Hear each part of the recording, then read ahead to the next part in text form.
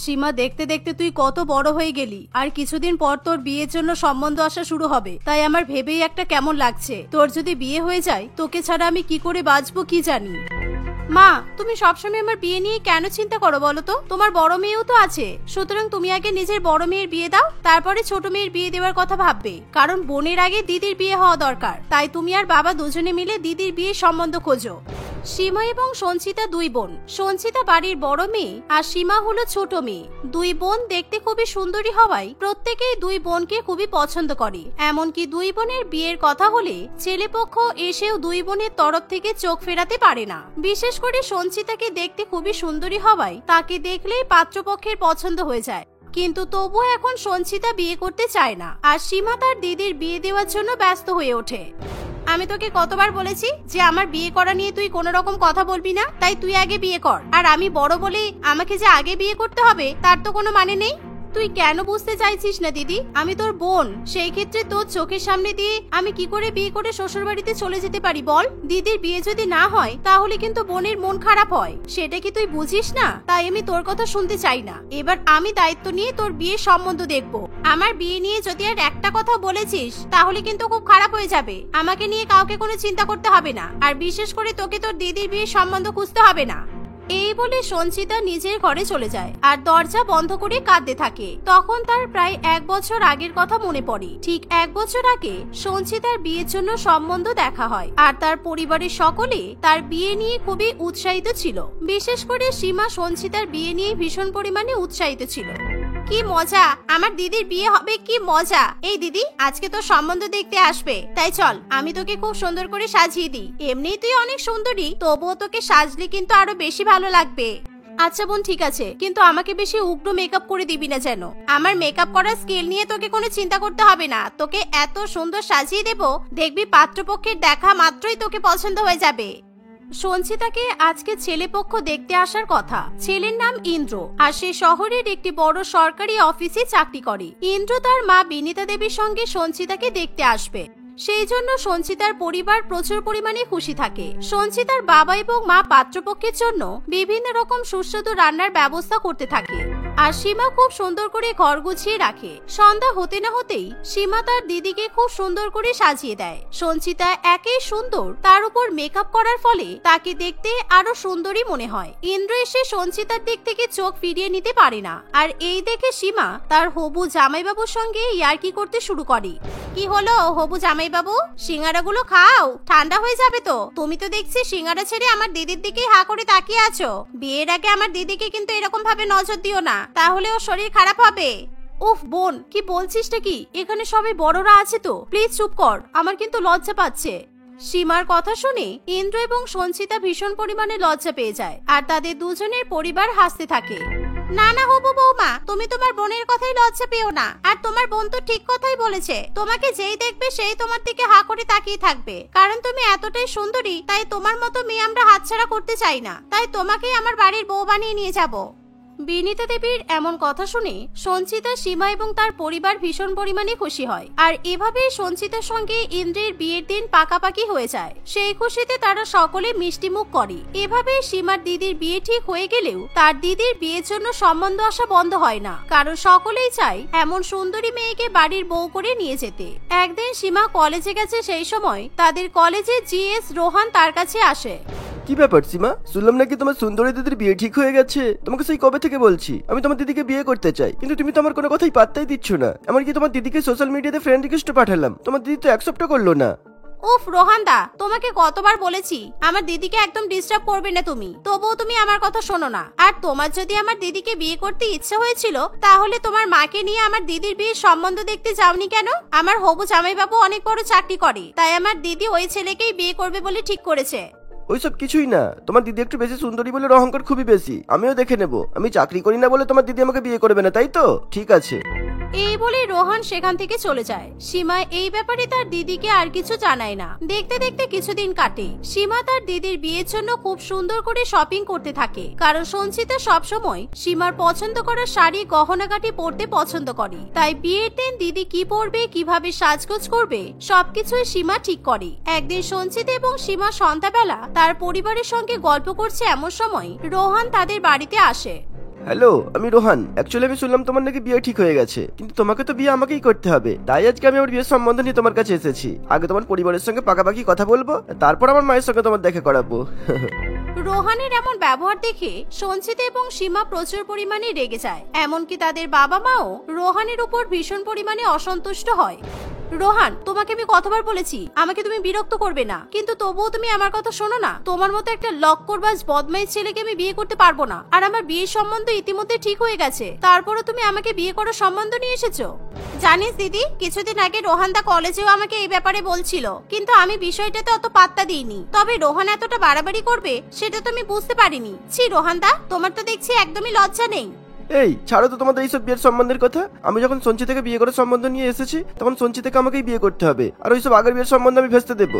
সীমা নিজের দিদির অপমান কিছুতেই সহ্য করতে পারে না, আর সঞ্চিতা যেহেতু শান্ত প্রকৃতির হওয়ায় সে প্রতিবাদ করে উঠতে পারে না। তাই দিদির বিয়ের সম্বন্ধের কথা ভেস্তে দেবে শুনি সীমা রোহানকে একটা থাপ্পড় মারে, আর সেই সাথে রোহানকে বাড়ি থেকে তাড়িয়ে দেয়। তোমার এত বড় সাহস, তুমি আমার দিদির বিয়ের সম্বন্ধ ভেস্তে দেওয়ার কথা বললে? আর জীবনেও যদি তুমি আমার বাড়িতে পা রেখেছো, তাহলে আমার থেকে খারাপ কেউ হবে না। কোনোদিনও তুমি এখানে আসবে না, কারণ আমার দিদির খারাপ কথা ভাবার আগে তোমাকে আমার মুখোমুখি হতে হবে। আমাকে থাপ্পড় মেরে তুই কিন্তু ঠিক করলি না সীমা। তোদের পরিবারকে কিভাবে জব্দ করতে হয় সেটা আমি খুব ভালো করেই জানি। এখন আমি এখান থেকে চলে যাচ্ছি ঠিকই, কিন্তু এরপর তোদেরকে পস্তাতেই হবে।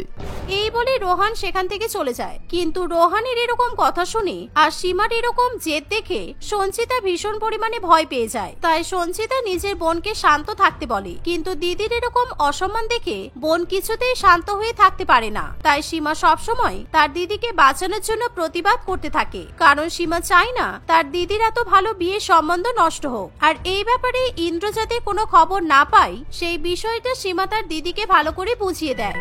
আমার খুব ভয় লাগছে বোন, কারণ রোহন যেভাবে তোকে থ্রেট দিয়ে গেল, তারপর ও যদি কোনো ক্ষতি করে তখন আমার কি হবে বলতো? আর আমার বিয়ের সম্বন্ধ যদি ভেস্তে যায়, তাহলে এরপরে তো আমার আর বিয়েই হবে না। আরে দিদি, তুই এত চাপ নিচ্ছিস কেন? তোর বোন থাকতে দিদির সম্বন্ধ ভেস্তে যাবে? এটা কখনো হতে পারে? আর এক সপ্তাহ পর তোর বিয়ে, তাই তুই তোর বিয়ে নিয়ে আনন্দ কর, আর আমাকেও আনন্দ করতে দে।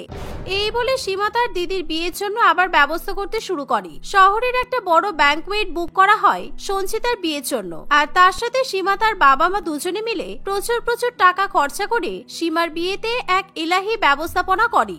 বিয়ে হবে তার একদিন আগে ইন্দ্র সঞ্চিতাকে ফোন করে।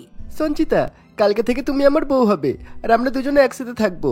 সেটা ভেবে আমার ভীষণ পরিমাণে ভালো লাগছে, কারণ আমার ফোনে গল্প করতে আর ভালো লাগে না। এবার আমরা দুজনে সামনাসামনি বসে গল্প করব। হ্যাঁ ইন্দ্র, আমিও আমার বিয়ের জন্য অপেক্ষা করছি, তাই তুমি কালকে কিন্তু বেশি দেরি করবে না, কেমন? আর আমার বাড়ি থেকে আমার বোন যে শেরওয়ানিটা পাঠিয়েছে, ওটা তোমার পছন্দ হয়েছে তো? তোমাকে কিন্তু কালকে ওটা পরেই আসতে হবে। হ্যাঁ নিশ্চয়ই, আমার বউয়ের বোন এত সুন্দর শেরওয়ানি পছন্দ করেছে, আর আমি সেটা পরবো না হতে পারে? কারণ আমি যদি সেই শেরওয়ানিটা না পরি, তাহলে তোমার বোন আমার মাথার চুল ছিঁড়ে নেবে তো। পরের দিন সকালবেলা থেকে বিয়ের সমস্ত আনন্দ অনুষ্ঠান শুরু হয়ে যায়। সীমা খুব সুন্দর করে নিজের দিদির গায়ে হলুদ দেয়, আর বিয়ের জন্য তার দিদির হাতে মেহেন্দি পরিয়ে দেয়। সন্ধ্যাবেলা সে নিজের দিদিকে বেনারসি শাড়ি পরিয়ে খুবই সুন্দর করে মেকআপ করে, আর বউয়ের সাজে তৈরি করে। সঞ্চিতাকে দেখতে একেবারে পরীর মতো মনে হয়। তোর মতো বোন যেন সবার ঘরে ঘরে থাকে, কারণ তুই যেভাবে আমার বিয়ের দায়িত্ব নিয়ে সব কাজ একা হাতে সামলেছিস, আর আমাদের বয়স্ক বাবা মাকে সেই জন্য কোনো চিন্তাই করতে হয়নি। তাই জন্য আমি তোর কাছে অনেক কৃতজ্ঞ থাকবো রে বোন। এবার আমার বিয়ের পর তোকেও কিন্তু বিয়ে করতে হবে, ঠিক আছে? আরে হ্যাঁ রে দিদি, তুই একবার বিয়েটা কর, তারপর দেখবি আমিও বিয়ে করে নেব। কারণ আমি এমনিতেই বিয়ে করার জন্য পা এগিয়ে রেখেছি, শুধুমাত্র তুই দিদি বলে তোর বিয়ের অপেক্ষায়। এই বলে সীমা তার দিদিকে বিয়ের মণ্ডপে নিয়ে যায়, আর সকলেই ইন্দ্র এবং তার পরিবারের জন্য অপেক্ষা করতে থাকে। কিন্তু বিয়ের সময় পেরিয়ে গেলেও ইন্দ্র কিছুতেই বিয়ে বাড়িতে এসে পৌঁছায় না, এমনকি বরযাত্রীও আসে না। ফলে সঞ্চিত এবং সীমার পরিবার খুবই চিন্তা করতে শুরু করে। আর সেই সময় হসপিটাল থেকে ফোন আসে যে গাড়ি অ্যাক্সিডেন্টে ইন্দ্র প্রাণ ত্যাগ করেছে, আর তার পরিবার গুরুতরভাবে আহত। এই ঘটনা শুনে সঞ্চিতা নিজেকে ঠিক রাখতে পারে না, সে প্রচুর পরিমাণে কান্নাকাটি করতে শুরু করে। এই আমার সাথে কি হয়ে গেল? আমার বিয়ের দিন আমার বর মারা গেল। তুমি এত বড় শাস্তি আমাকে কেন দিলে ঈশ্বর? তুমি আমার বরের সঙ্গে আমাকেও পৃথিবী থেকে নিয়ে নাও। এভাবেই সঞ্চিতা ভীষণ পরিমাণে কাঁদতে কাঁদতে অজ্ঞান হয়ে মাটিতে লুটিয়ে পড়ে। আর সীমা নিজের দিদির এরকম অবস্থা কিছুতেই সহ্য করতে পারে না। এভাবে বিয়ের দিন সঞ্চিতার বিয়ে ভেঙে যায়। এই অস্বাভাবিক যন্ত্রণা সঞ্চিতা কিছুতেই মেনে নিতে পারে না। আর সে ঠিক করে যে সে আর কখনোই বিয়ে করবে না। পরে পুলিশ ইনভেস্টিগেশনের মাধ্যমে জানা যায় যে রোহান সেই গাড়ি দুর্ঘটনা ঘটিয়েছে। সেই কারণে পুলিশ রোহানকে গ্রেপ্তার করে। তুই যদি সেদিন রোহনের কথাবার্তার প্রতিবাদ না করতিস তাহলে হয়তো আজকে আমার বরকে মরতে হতো না। আমার এখন মনে হচ্ছে দিদির বিয়ের সম্বন্ধ ভেস্তে দেওয়ার জন্য একমাত্র আমার বোনই দায়ী। দিদি তুই প্লিজ আমাকে ভুল ভাবিস না, কারণ তোর কোনো ক্ষতি হোক সেটা আমি কোনোদিনও চাই না। রোহান দাছে এরকম একটা কাণ্ড ঘটাবে সেটা আমি স্বপ্নেও ভাবতে পারিনি। কিন্তু দেখ পুলিশ ওকে শাস্তি দিয়েছে। আর তুই চিন্তা করিস না দিদি, যতক্ষণ পর্যন্ত আবার তোর বিয়ের সম্বন্ধ আমি ঠিক না করব ততক্ষণ আমি এই বাড়ি থেকে কোথাও যাব না। না রে বোন, একবার বিয়ের সম্বন্ধ ভেস্তে যাওয়ার পর কোনো মেয়েরই আর বিয়ে করার ইচ্ছে থাকে না, তাই আমিও আর কোনোদিনও বিয়ে করব না।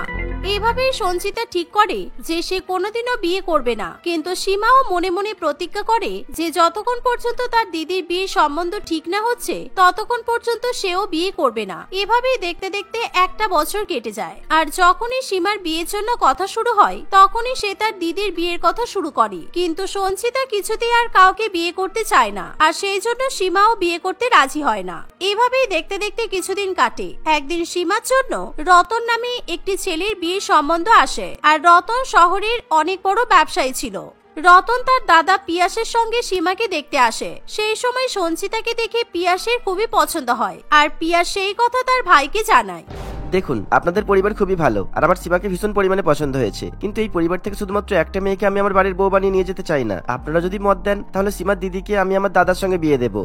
রতনের এমন কথা শুনে সীমা খুবই খুশি হয়। কিন্তু সঞ্চিতা রতন এবং পিয়াসের সামনে তার জীবনের সত্যি ঘটনা প্রকাশ করে। কিন্তু পিয়াসের সেই ঘটনা নিয়ে কোন রকম আপত্তি থাকে না, কারণ সে সঞ্চিতাকে এতটাই পছন্দ করে ফেলে যে সঞ্চিতার অতীতকেও সে মেনে নিতে রাজি হয়।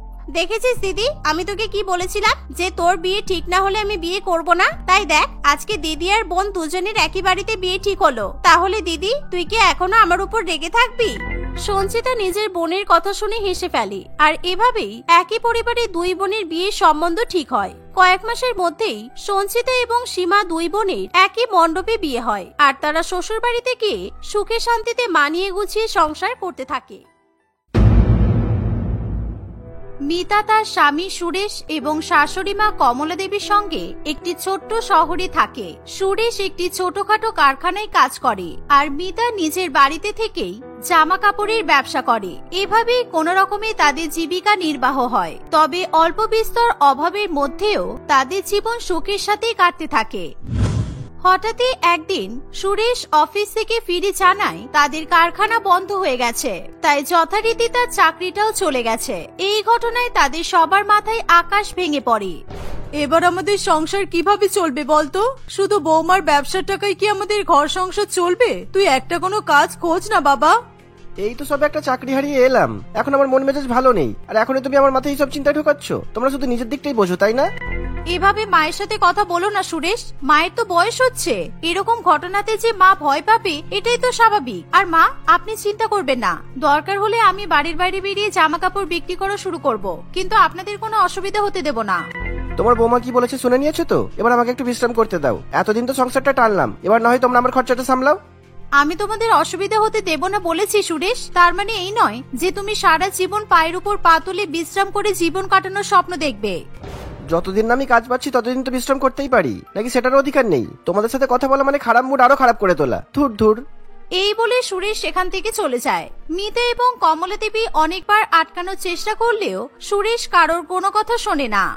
আপনি একদম চিন্তা করবেন না, আপনি শুধু আমার পাশে থাকুন, তাহলে আমরা দুজনে মিলে সুন্দরভাবে গুছিয়ে আমাদের সংসারটা সামলে নিতে পারবো। এভাবেই তারা শাশুড়ি বৌমা দুজনে মিলে তাদের পরবর্তী দিনগুলো কিভাবে চলবে এবং কিভাবে চালাতে হবে সেই সব নিয়ে আলোচনা করতে থাকে। দেখতে দেখতে অনেকগুলো দিন কাটে। সুরেশ চাকরি খোঁজার কোন রকমের উচ্চ বাচ্চই করে না। সে সকালবেলা ঘুম থেকে উঠে বন্ধুদের সাথে আড্ডা দিতে চলে যায়, আর রাত্রিবেলা বাড়ি ফিরে এসে খেয়ে দিয়ে ঘুমিয়ে পড়ে। আজকাল সে মদের নেশাও ধরে ফেলেছে। প্রত্যেকদিন মদ খাওয়ার টাকা চেয়ে সে মিতাকে যাচ্ছে তাই ভাবে অপমান করে। এমনই একদিন সকালবেলা তোমার লজ্জা করে না? আমার টাকায় খাচ্ছ, আমার টাকায় পড়ছো, আবার আমাকেই শাসাচ্ছ তোমার মদের টাকা দিচ্ছি না বলে। নিজের ভেতর থেকে পুরুষত্ব বোধটা কি একেবারেই ধুয়ে ফেলেছো? এই দেখো, বেশি পয়সার দেমাক দেখাবে না, ঠিক আছে? 2-4টে জামা প্যান্ট বিক্রি করে কি নিজেকে কোটিপতি মনে করেছো নাকি? আর তাছাড়া তোমার শখ আহ্লাদ পূরণ করাটা যেমন আমার কর্তব্য, আর আমারও সমস্ত শখ আহ্লাদ পূরণ করাটা তোমারও কর্তব্য। শখ আহ্লাদ মানে সকাল থেকে বিকেল পর্যন্ত মদ খেয়ে বন্ধুদের সঙ্গে মাতলামি করা? একদিনও চাকরির খোঁজ করতে তুমি যাও? প্রত্যেকদিন তো আমার কাছ থেকে তুমি টাকা নাও। আজ আমি চাকরির সন্ধানেই যাব। মন্টু একটা নতুন চাকরির সন্ধান পেয়েছে, ওখানেই কথা বলতে যেতে হবে। সেই কারণেই আমার একটু টাকার দরকার। মদ খাওয়ার টাকা আমি চাইনি, ওকে? এই কথা শুনে মিতা সুরেশের হাতে বেশ কিছু টাকা দেয়। সুরেশও টাকা নিয়ে বাড়ি থেকে বেরিয়ে যায়। মিতা এবং তার শাশুড়ি মা দুজনেই খুবই আনন্দে থাকে এই ভেবে যে সুরেশ এতদিন পরে শেষ পর্যন্ত চাকরির খোঁজ করতে যাচ্ছে। ওদিকে সুরেশ তার বন্ধু মন্টুর কাছে যায় তার কাছ থেকে নতুন চাকরির ঠিকানা নেওয়ার জন্য। কিন্তু সেখানে গিয়ে সুরেশের মন পরিবর্তিত হয়ে যায়, বরং তার মন পরিবর্তন করে দেওয়া হয় বললেই চলে। কি চাকরি করি সবসময়? চাকরি করে কে সুখী হতে পেরেছে বলতো? চাকরি নামের মধ্যেই তো চাকর কথাটা আছে। অন্যের চাকরিগিরি করে সারা জীবন কাটিয়ে দিতে ভালো লাগবে তোর? এসব তুই কি বলছিস মন্টু? আমার স্ত্রী নিজের রোজগারে সংসার চালাচ্ছে, ওর ওই জামা কাপড় বিক্রি করে আর কতই বা ইনকাম হয় বলতো? আমি যদি ওকে একটু সাহায্য না করি তাহলে চলবে কিভাবে? তোকে কে বলেছে জামা কাপড় বিক্রি করলে ইনকাম হয় না? ইনকাম না হলে তখন তুই যত টাকা চাইছিস তোর বউকে তখনই তত টাকা দিতে পারতো। সেটা তো আমার দরকার তাই দেয়, হয়তো নিজে অনেক কিছু কাজ অসম্পূর্ণ রেখেও সেই টাকাটা আমাকে দিতে পারে, তো এরকমও তো হতে পারে। তুই শুধু নামমাত্রই বাড়িতে থাকিস, নিজের বইয়ের ব্যাপারে কিছুই জানিস না। ও আজকাল বাইরে বাইরে বেরিয়ে ব্যবসা শুরু করেছে। কত বড় বড় বাড়িতে যাই জানিস? এক একটা বাড়ি থেকে জামা কাপড় যা দাম তোলে না, তাতে আমাদের মতো মধ্যবিত্ত পরিবার এক সপ্তাহ চলে যাবে, বুঝেছিস? তুই এত কিছু কিভাবে জানলি? তুই কি নিজের চোখে দেখেছিস? আমার বউ একটা বাড়িতে আয়ের কাজ করে, সেই বাড়িতেই ও মিতাকে দেখেছে। মিতা নাকি ওই বাড়িতে 15,000 টাকার জামা বিক্রি করেছে। তোর বউ কিন্তু ভালোই বড় লোক। এবার তার মানে সুরেশের জীবনে আরো কালো অন্ধকার ঘনিয়ে আসবে, ও চেয়েও কিছু করতে পারবে না। এমন কেন বলছিস? বরং আমার স্ত্রী যদি এত রোজগার করে তাহলে তো আমাদের সংসার সুখ স্বাচ্ছন্দ্যে ভরে যাবে, জীবনে অন্ধকার নেমে আসে তো কোনো প্রশ্নই নেই। স্ত্রী যদি স্বামীর থেকে বেশি ধনী হয়ে যায় তাহলে সেই স্ত্রী তার নিজের স্বামীকে নিজের কাজের লোক ভাবতে শুরু করে, বুঝেছিস? তোর সাথেও সেটাই হবে। তোরা যখন জানিস এমন কিছু হবে, তাহলে চল না মন্টু, আমার কাজটা একটু দেখে দে না। আমি কাজ করলে তো আরো আমার সাথে এরকম করতে পারবে না। নতুন কাজ ঢুকে তুই 5-6 হাজার টাকার বেশি মাইনেও পাবি না। তুই এমনিতেই তোর বইয়ের চাকর হয়ে সারা জীবন কাটাবি, তার চেয়ে ভালো এখন যেমন কাটাচ্ছিস তেমনই কাটা। বিশ্রাম কর, ফুর্তি কর, এনজয় কর, আরো কত কিছু। যাক, কিছু টাকা পয়সা থাকলে দে তো, এক পেটি মদ তুলে আনি। আর ভালো কথা বলছি শোন, তোর বউকে কাজ করা থেকে আটকা। মেয়ে মানুষের ওই রকম বাইরে বেরিয়ে টাকা রোজগার করাটা মোটেই শোভা পায় না। দিনকাল তো ভালো নয়, কোনোদিন কোনো ভুলভাল লোকের বাড়িতে চলে গেলে কিন্তু সর্বনাশ হয়ে যাবে। মন্টু এবং বিপ্লবের কথা শুনে সুরেশ প্রচন্ড চিন্তায় পড়ে। সে হঠাৎ করে তার স্ত্রীকে নিজের সবচেয়ে বড় শত্রু বলে মনে করতে শুরু করে। হঠাৎ করে সুরেশের মনে হতে থাকে যে মিতা সত্যি সত্যি সুরেশকে নিজের চাকর ভাবে, তাই হয়তো প্রত্যেকদিন টাকা নিয়ে খোটা দেয়। এমনটা মনে হতেই সুরেশের মাথায় যেন আগুন জ্বলে ওঠে। সে চাকরি খুঁজতে যাওয়ার জন্য মিতার দেওয়া সমস্ত টাকা মন্টুর হাতে তুলে দেয়। মন্টু সুযোগ বুঝে সমস্ত টাকা নিয়ে মদ আনতে চলে যায়। সারাদিন সুরেশ এবং তার বন্ধুরা মিলে মদ খেয়ে নেশা করে সময় নষ্ট করে। অন্যদিকে মিতা এবং কমলা দেবী এই ভেবে খুশি হতে থাকে যে হয়তো সুরেশ চাকরির খোঁজে এদিক ওদিক ঘুরছে। হে উপরওয়ালা, সুরেশের চাকরিটা যেন হয়ে যায়, তারপর তোমরা দুজনে মিলে দুহাতে টাকা কামাবে আর আমি একটু শান্তির নিঃশ্বাস নিতে পারবো। আমারও একটা অনেক বড় অর্ডার আছে জানেন মা। আমার এই অর্ডারটা যদি কমপ্লিট হয়ে যায় তাহলে মাসের শেষে প্রায় 1 লক্ষ টাকা পাবো। 1 লক্ষ টাকা মানে? এত টাকা কিভাবে পাবে? এত টাকা জিনিস কি তোমার কাছে আছে? না তা নেই, তবে ওটাই তো বানাতে হচ্ছে। আমি তো রোজ সকালবেলা বাড়ি থেকে বেরিয়ে আমার মায়ের বাড়িতে যাই, ওখানে গিয়ে ব্যাগের পর ব্যাগ জামা কাপড় সেলাই করি। এই মাসের শেষে প্রায় 100টা লেহেঙ্গা বানিয়ে দেওয়ার অর্ডার আছে। একসাথে এতগুলো সুখবর পাবো আমি তো ভাবতেও পারিনি। উপরওয়ালাকে ডাকো বৌমা, যাতে সুরেশ চাকরিটা পেয়ে যাওয়ার খবর বাড়িতে নিয়ে আসতে পারে। এভাবেই তারা শাশুড়ি বৌমা গল্প করতে থাকে। কিছুক্ষণের মধ্যে সুরেশ সেখানে চলে আসে। সুরেশকে দেখেই কমলা দেবী এবং মিতা দুজনেই প্রচন্ড অবাক হয়। তারা দেখে সুরেশ মদের নেশায় টলতে টলতে বাড়ি ফিরছে। বাড়ি ফিরে সে অশ্রাব্য ভাষায় মিতাকে গালিগালাজ শুরু করে। কমলা দেবী অনেক থামানোর চেষ্টা করলেও সুরেশ কিছুতেই তার মায়ের কোনো কথা শোনে না। অন্যদিকে মিতা বুঝে উঠতে পারে না সে এমন কি করলো যার জন্য সুরেশ তাকে এভাবে অপমান করছে। আমার জীবনটা পুরো শেষ করে দিয়ে তুমি এখন বলছো তুমি কি করেছো? কেন তুমি কি করেছো তুমি জানো না? এক এক দিনে 15-20 হাজার টাকা কামাও তুমি, আর আমি 50 টাকা চাইলে তুমি আমার উপর চিৎকার করো। কে বলেছে আমি দিনে 15-20 হাজার টাকা ইনকাম করি? তোমার বন্ধুরা বলেছে। কিভাবে ইনকাম করি সেটা বলেনি। আমি যে মাথার ঘাম পায়ে ফেলে ভারী ভারী ব্যাগ নিয়ে রাস্তায় রাস্তায় ঘুরে জামা কাপড় বিক্রি করি সেটা বলেনি। আমি এই সমস্ত কথা শুনতে চাই না। কাল থেকে তুমি আর কাজে বেরোবে না। আগে বাড়ি থেকেই যেমন রোজগার করতে তেমন করতে হলে করবে, তা না হলে বাড়িতে বসেই থাকবে। ওকে বাড়িতে বসানোর আগে তুই বল, তুই কোনো কাজ জোগাড় করতে পেরেছিস নাকি আজও বন্ধুদের সঙ্গে মদ খেয়ে আড্ডা দিয়ে এই সমস্ত সময়টা নষ্ট করে চলে এসেছিস? তুমি একদম ওকে প্রশ্রয় দেবে না। আমার থেকে বেশি বড় লোক হয়ে আমাকে নিজের চাকর বানিয়ে রাখার স্বপ্ন দেখছে, তাই না? সে ঘুরে বালি শুনে রাখো, আমি বেঁচে থাকতে এমনটা কখনোই হতে দেব না। এভাবে সুরেশের সঙ্গে মিতার ভয়ানক ঝগড়া শুরু হয়। তারপর থেকে এই ঘটনা তাদের বাড়ির একদম নিত্য প্রতিদিনের ঘটনা হয়ে দাঁড়ায়। আজকাল সুরেশ তার বাড়িতেই তার বন্ধুদের সঙ্গে আড্ডা দেয়, যাতে সে মিতার উপর নজর রাখতে পারে। কমলা দেবী সুরেশের বন্ধু বান্ধবদের বাড়িতে আনতে বারণ করলেও সুরেশ তার মায়ের কোনো কথা শোনে না। দেখতে দেখতে বেশ কয়েকদিন কাটে। একদিকে মিতা বাড়ি থেকে বেরোতে পারে না বলে তার লেহেঙ্গা তৈরির কাজটাও প্রায় অসম্পূর্ণই পড়ে থাকে, আর অন্যদিকে তাদের প্রাত্যহিক জীবনের অবস্থা খারাপ থেকে খারাপতর হতে থাকে। আমার কাছে আর 1 সপ্তাহ সময় আছে মা, তার মধ্যে 25টা লেহেঙ্গা আমি কিভাবে সেলাই করব বলুন তো? সুরেশ তো আমাকে বাড়ির বাইরেই বেরোতে দিচ্ছে না। সুরেশের ছেলে মানুষের জন্য তোমার হাত থেকে 1 লক্ষ টাকা এভাবে চলে যাক আমি কিছুতেই চাই না। আমি কিছু একটা ব্যবস্থা করছি, দাঁড়াও। কিন্তু আপনি কি করতে পারবেন? ও তো সারাদিন ওর বন্ধু বান্ধবদের নিয়ে বাড়িতেই বসে থাকে, আমাকে তো ঘরের বাইরেটুকু বের হতে দেয় না। সারা রাত তো আর জেগে বসে থাকে না, দিনের বেলা যত জ্বালানো জ্বালিয়ে নিক, রাত্রিবেলা তো ক্লান্ত হয়ে ঘুমিয়েই পড়ে। তারপর না হয় তুমি কাজ করো। অত রাতে আমি বাড়ি যাব আর তারপর সেলাই করব, আবার সকালের মধ্যে ফিরে আসবো, এটা কি করে সম্ভব? আমার ঘরে তোমার সেলাই মেশিনটা আনিয়ে নেওয়ার ব্যবস্থা করো, যেভাবে হোক। সুরেশ কখনো আমার ঘরে খোঁজ করতে আসে না, তুমি সারা রাত আমার ঘরে বসে সেলাই করবে। কিন্তু মাঝরাতে যদি সুরেশ উঠে আমাকে দেখতে না পায়, যদি মাঝরাতে আবার অশান্তি শুরু করে? আমি তোমাকে সারা রাত জেগে পাহারা দেব। তুমি যেভাবে আমার গোটা পরিবারটাকে সামলাচ্ছ, তাতে এটুকু তো আমি তোমার জন্য করতেই পারি। শাশুড়ির কাছে এমন কথা শুনে মিতা নিজের চোখের জল ধরে রাখতে পারে না। সুরেশ তার বন্ধুদের সঙ্গে 8 ঘন্টার জন্য বাইরে বেরিয়েছে। এমন সময় মিতা তার বাপের বাড়ি থেকে সেলাই মেশিনটা এনে তার শাশুড়ি মায়ের ঘরে রেখে দেয়। সেখান থেকে সে প্রত্যেকদিন রাত জেগে লেহেঙ্গা সেলাই করতে থাকে, আর তার শাশুড়ি মা রাত জেগে তাকে পাহারা দিতে থাকে। মাঝে মাঝে তাকে চা বানিয়ে এনে দেয়। দেখতে দেখতে কিছুদিনের মধ্যেই মিতার সবকটা লেহেঙ্গা সেলাই করা শেষ হয়ে যায়। সে সুযোগ বুঝে মহাজনকে সমস্ত লেহেঙ্গা দিয়ে এলে মহাজন নগদ 1 লক্ষ টাকা মিতার হাতে তুলে দেয়। এই খবর পেয়ে সুরেশ তেলে বেগুনে জ্বলে ওঠে।